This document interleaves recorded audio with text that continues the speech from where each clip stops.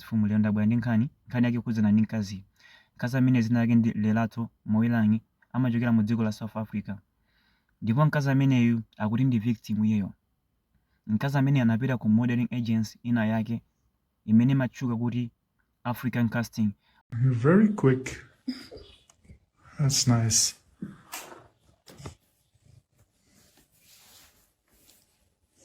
Imagine that you're on a catwalk and you can turn around and walk to the mirror and then walk back. Modeling agency imeneyi simapanga za model, imapanga za mafilimu olaula. Ndipo mkazi amene anapita kumeneku ndikujambula filimu yolaula. Hi everyone, my name is Lerato Moilangi. I'm 20 years old South African woman who has been a victim of a fake modeling scam. I was exploited and publicity humiliated in a manner I did not concern. I did not sign any contract and I was taken advantage of under false pretenses. I'm currently exploring the available legal options to take against the individual involved and the perpetrated agency. I'm also aware of a Facebook account that falsely claims to be associated with me. I wish to place it on record that this account is fake and I'm not responsible for any of the posts made on it. Ndipo anapasidwa ndrama yokwana 10,000 rand.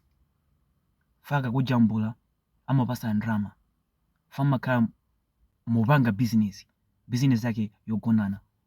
Ndiye achemwaliwa araona kuti video ija yambopita patali.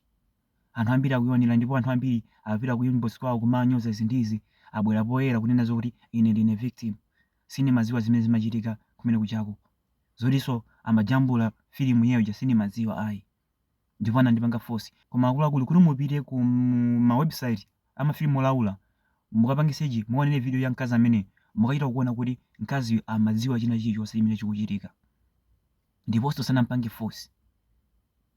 Koma pano bwera poyera akuti anampanga force samaziwa so imene chikuchitika. Maona azikazi mena masinthira. Komanu nkhani ya iyeyo singayende chifukwa choti usanayambe kuchita mafilimu amene aja amapasa pepala usaine. Ndipo umasaina. Ukasaina kena kuyamba kuchita filimu ija. Kena kuwapasa ndalama zako yapita. Pepala amene imagwira ntchito pa nkhani ngati zimenezi. Ukabwera mawa anandipanga force anandolesa mfuli zindizi amakuonesa unasaina rapo. Ndipo ndalama zako ndakupatsa. Ndiye ulopiro polisi zindizi akankuonesa pepala anasaina contract. Sinampangiso force ayi. Nkhani makhala zoti palibe menepo. Sangamumangiso dola uja Fairu nasaina. Ero akuluakulu ndeni mafuna mupuzire pa nkhani ngati imeneyi. Akuluakulu akaza ku South Africa kumakhala ochenjera nawo.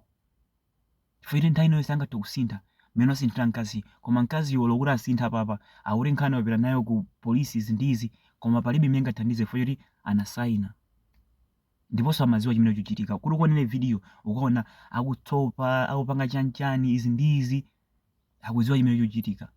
Ndiponso African Casting anthu ambiri tikuidziwa ngati mapita kumalo amene amatumiza mafilimu olaula anthu ambiri tikuidziwa zimene zimachitika tikuzidziwa si yeso oyamba kupita meneko. Ndiponso yeso akudziwa zimene zimachitika meneko. Zoti inali modeling agency ya fake akuidziwa. Koma wangobwera poyera uzanama zoti sine maziwa chimene chikuchitika izindizi. Ndakulakulu kumakhala osamala azikazi aku dziko la South Africa. Nanunso ngati kuli kotheka kaya chibwezi chanu muzimanga kolikodi. Fwa video imene ikatoza kuti nizani pamawa. Ingatoza kupulumutsani. Kubisa ndithu ka video pena pake. Pamawa ingatoza kupulumutsani. Ero azifumu nkhani imene nabwera nayo lero ndi imene yokhuza ndi mkazi amene kulakulu kumakhala ochenjera.